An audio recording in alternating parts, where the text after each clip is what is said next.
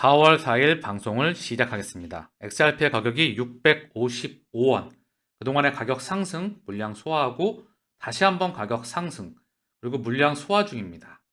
자, 거래량이 현재 급감해 있죠. 물량을 소화하고 상승했다가 다시 한번 거래량이 들어올 확률이 높다. 그 이유는 2023년도에는 소송에 대한, 법에 대한, 규제에 대한 방향성이 나와야만 합니다. 4월, 5월이 될 확률이 높겠죠. 이미 큰 그림은 정해져 있습니다. 방향성은 그들이 그쪽으로 정해놨습니다. 과거 시스템을 부셔버리고 새로운 판을 깔아 나가기 위해선 소송에 대한 방향성이 나와야 됩니다. 그래야 비트코인 현물 ETF도 따라올 수가 있겠죠. 조금 있다가 중요한 부분, 일본에 대해서 중요한 뉴스가 나왔는데 그 부분과 리플과 XRP와 새로운 세상과 절대 무관하지가 않죠. 조금 이따 자세히 한번 살펴볼 수 있도록 하고요.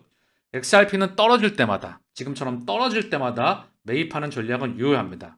이미 소송과 상관없이 방향성은 정해져 있다. 자, 그 말씀을 드렸고요. 비트코인은 현재 3,690만 원 언저리. 자, 월봉 기준으로 해서 이미 돌파를 했어요, 매물대. 다만 일봉으로 보게 되면 현재 지지부진한 흐름을 이어가고 있습니다. 그리고 XRP 또한 월봉으로 보게 되면 매물대 딱 돌파하려고 하는 소화가 되는 중이에요. 월봉 기준으로 양봉을 한번 찍었죠? 현재 소화 중이다. 이더리움 또한 현재 지지부진한 흐름을 이어가고 있어요. 다만 얘는 비트코인과는 다르게 매물대를 돌파하지 못했습니다. 그쵸? 여기 매물대에 막혀 있죠. 얘가 돌파가 나와야 전반적인 알트의 시장이 도래합니다. 이 매크로 관점을 크게 보시길 바랍니다. 이 규격으로 일본 중앙은행 지난해 1340조 원의 국채를 매입하였다. 사상 최고이다. 왜 그런지 봤더니 장기 금리를 0% 수준으로 억제하기 위해서 10년 만기 국채를 중심으로 적극 매입에 나서 매입이 증가하였다. 자, 시장 금리가 급등을 하면 일본에 대한 경제는 답이 없는 걸까요? 바로 퍼지는 걸까요? 일본이 퍼지게 되면 전 세계도 퍼질 수밖에 없겠죠. 자, 그래서 장기 금리를 0% 수준으로 억제하기 위해 10년 만기 국채를 중심으로 적극 매입하였다. 자, 이 부분 오늘 잘 집중해서 보시길 바랍니다. 현 통화 시스템과 그리고 리플과 XRP와 가상자산과 CBDC와 절대 무관하지가 않습니다. 이미 기존 시스템이 수명이 다했다는 부분을 여러분들은 오늘 눈으로 다시 한번 확인하실 겁니다. 2016년도에 1140조를 넘었던 부분이에요. 1340조. 지금 대부분의 전 세계 은행들이 미친 듯이 자이언트 스텝을 진행했었죠. 이제 미국 중앙은행을 기준점으로 금리 인상 중단이 다가올 겁니다. 그런데 국채의 평균 보유 기간도 장기화하고 있어 일본의 재무 악화 리스크도 높아지고 있다. 자, 일본이 지금 돈을 1340조 원을 돈을 찍어서 국채를 매입하였다. 이 돈들이 시장에 풀려나간다. 그런데 일본의 2월 소비자 물가 상승률이 3.1%, 13개월 만에 꺾였다고 합니다. 상승세가 3.1%인데. 자, 내용을 좀 보게 되면은요. 13개월 만에 소비자 물가 지수가 꺾였다. 그러나 지난 1월 근원 CPI, 이것 또한 식품과 에너지를 제외하고 산정한 물가예요. 얘가 4.2%, 1981년 12월 이후 가장 높은 수준이었다. 자, 일본의 물가 지표를 한번 볼게요. 소비자 물가 지수 CPI입니다. 보게 되면 엄청나게 올라가다가 살짝 꺾였습니다. 그래도 높은 수준이에요.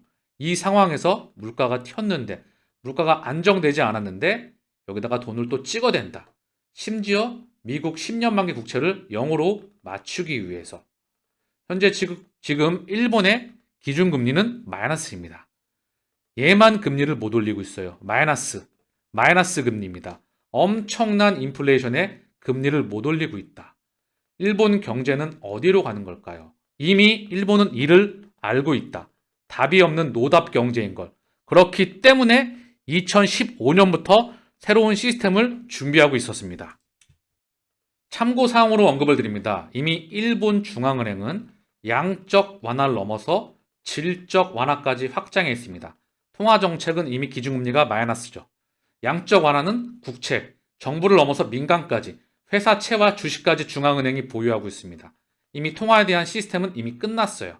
여기에 정부 부채, GDP 대비 국가 부채 비율 한번 봐볼까요?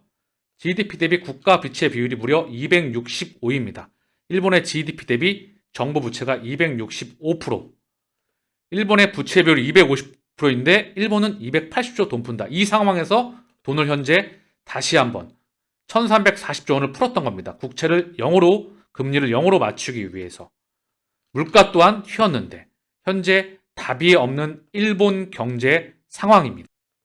뱅크 오브 재팬, 일본 중앙은행 리뷰 2015년 12월. 일본은 이미 오래전부터 CBDC, 국제결제은행, 그리고 전세계 기득권 국가들과 함께 이 부분이 준비가 되고 있습니다. 디지털 통화의 특징과 국제 토론, 자 그리고 CBDC와 분산 원장, 이 부분이 언급이 되고 있죠. 국제결제은행 BIS의 시장인프라위원회, 여기에서 2015년 11월 CBDC, 디지털 통화 이 부분에 대해서 해외 중앙은행과 국제 포럼에서도 활발한 논의가 이루어지고 있다. 2015년부터 이미 일본은 이 부분을 전 세계 기득권 국가와 함께, 여기에서 비트코인과 리플 또한 따로 언급이 되고 있습니다. 이미 CBDC에 대한 시스템은 오래전부터 AML, 안티머니 론주리 이런 부분들과 함께 계속 언급이 미리미리 준비가 되고 있습니다.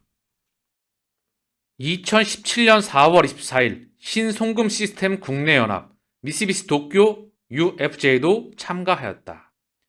자, 미쓰비시 도쿄은행은 미즈호 파이낸셜 그룹과 함께 요코하마 은행 등으로 구성하는 신송금 시스템 검토 그룹에 참가한다.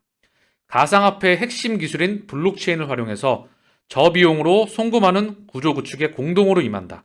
이미 해외은행과 같은 연계를 추진하고 있어 국내 연합에 가입하여 해외의 다리 역할도 담당한다.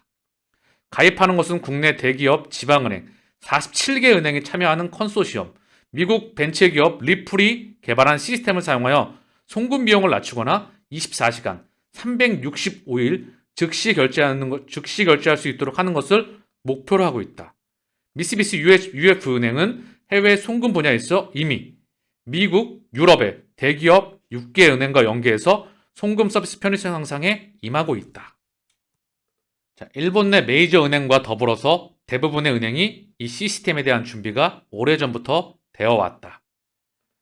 자, SBI CEO 기타 요시다카죠. 2025년 일본의 모든 은행이 리플의 XRP를 사용할 것. 2019년 2월 27일 이미 오래전부터 언급을 하고 있습니다. 자, SBI 리플 아시아. 이미 리플의 홈페이지에 딱 하고 나와 있죠. SBI 리플 아시아. 미국의 리플사와 SBI 홀딩 조인트 벤처로서 양사의 기술을 융합시킴으로써 일본과 아시아에서 가치의 인터넷을 실현하는 것을 목표로 하고 있습니다. 리플 네트워크가 가치의 인터넷, 웹3, 웹 3.0, 그리고 스위프트 2.0, CBDC, 새로운 부분을 의미합니다.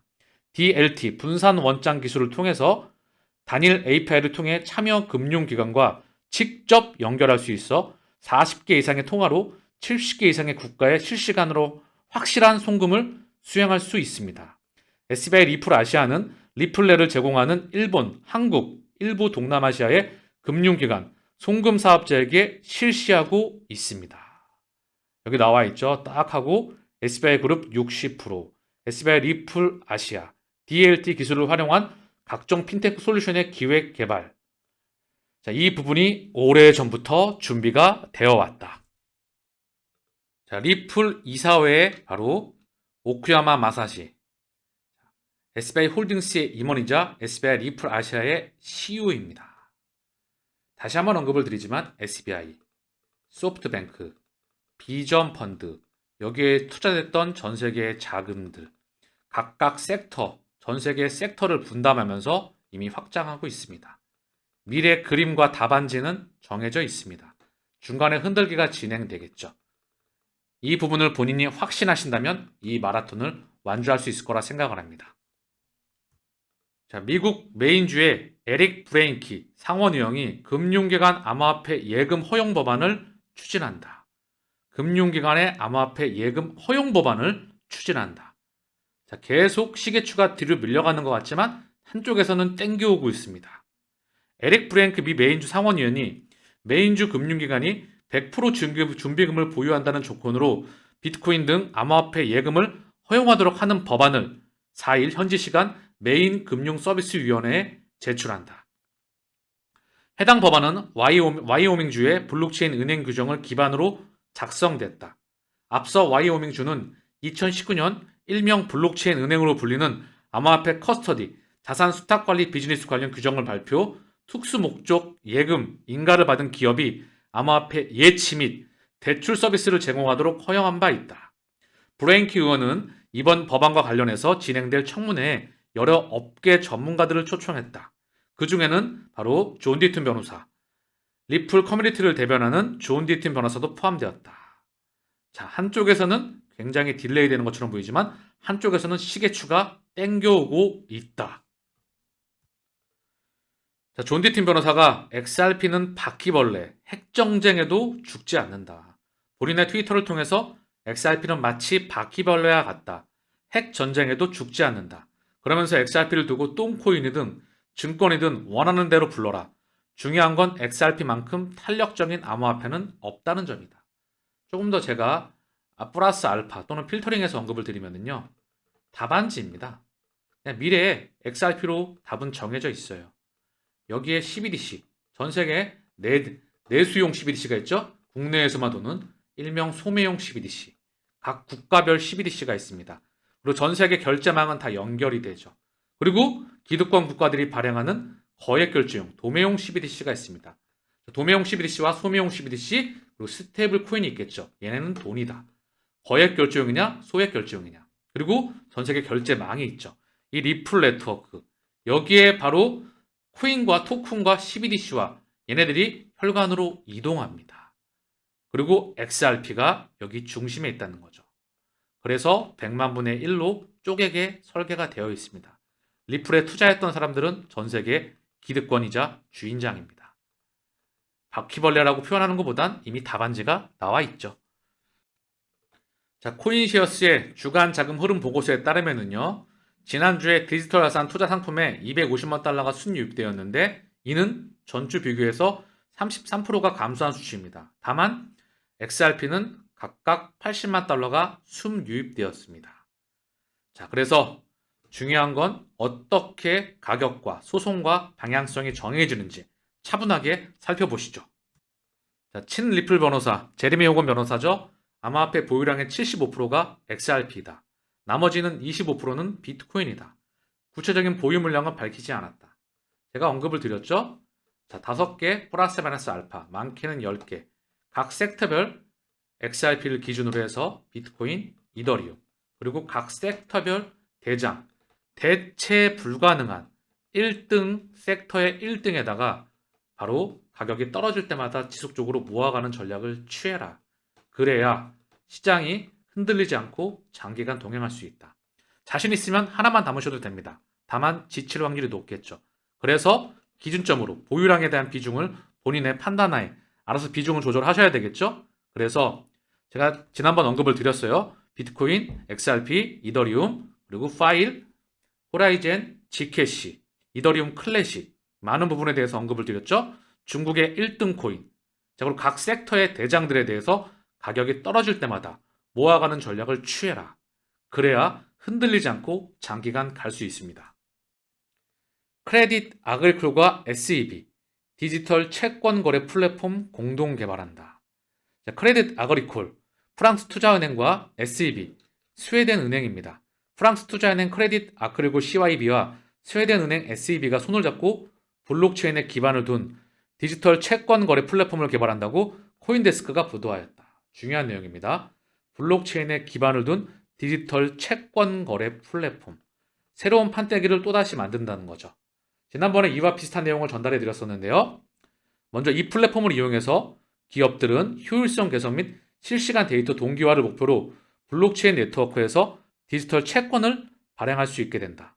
또 사용자들은 스마트 계약을 통해서 증권을 관리하고 자본을 조성할 수 있게 된다. 다른 기업들도 이미 유사한 기술을 전통시장에 적용하는 작업을 진행하고 있다. 지난달 브리셀 소재 유로클리어는 올해 안으로 분산원장에서 증권을 거래할 수 있는 플랫폼을 출시할 가능성이 있다고 밝혔다. 자, 그럼 이게 뭐였죠? 지난번 유로클리어. 자, 유로클리어에서 중앙은행 이 부분에 대해서 지난번 언급을 드렸었죠. 디지털 채권 발행. 자, 분산 원장에서 증권을 거래할 수 있는 플랫폼. 디지털 증권. 국내 및 국경 간 증권 거래를 보다 쉽게 결제하고 투자를 안전하게 보관할 수 있도록 함으로써 거래에서 발생하는 위험과 노출을 관리할 수 있도록 도와드립니다. 유럽, 아시아, 중동, 아메리카. 자, 오래전부터 저는 준비가 되어 왔다 생각을 하고요. 이미 전 세계 중앙은행, 그리고 금융기관, 그리고 ISO 2002 마이그레이션 국경 간 결제. 여기 지난번에 중요한 대한 부분을 언급을 드렸었죠. 2022년 11월부터 업계는 국경 간 결제 메시징을 위한 의무 마이그레이션에 착수할 것입니다. ISO 2002는 금융 메시징의 새로운 표준이며 글로벌 결제 인프라를 혁신하는 데 필수적인 구성 요소로 널리 간주됩니다.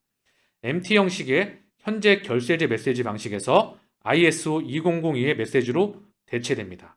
이 마이그레이션은 3년의 전환 기간으로 점진적으로 진행됩니다. 이미 답안지는 나와 있습니다. 2023년 기술적 분석과 시나리오 1, 2, 거시적인 매크로 환경, 그리고 소송과 현물 ETF 승인, 이 부분은 바뀐 게 전혀 없습니다. 이 시나리오에 대한 시그널과 시계추는 점점 다가오고 있습니다.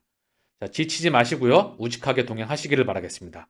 오늘 방송 여기서 마치겠습니다. 감사합니다.